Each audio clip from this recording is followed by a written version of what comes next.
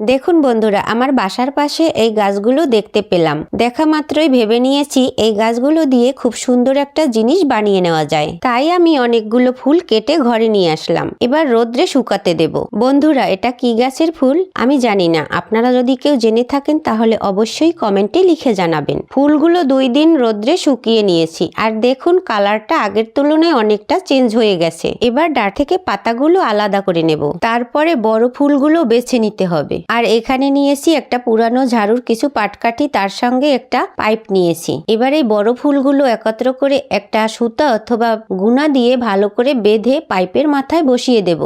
তারপর এই পাটকাঠিগুলো পিছন থেকে পাইপের মধ্যে সুন্দর করে সেট করে নেব, আর এই বাড়তি অংশগুলো সমান করে কেটে নেব। তো বন্ধুরা, খুব সহজেই একটা ফুলের ঝাড়ু বানিয়ে নিয়েছি, আর ঝাড়ুর মাথায় একটার কাছে দুটো বাঁধন দিয়ে দিয়েছি। ভিডিওটি ভালো লাগলে চ্যানেলটিকে সাবস্ক্রাইব করে রাখবেন, পেজ থেকে দেখে থাকলে ফলো দিয়ে রাখবেন।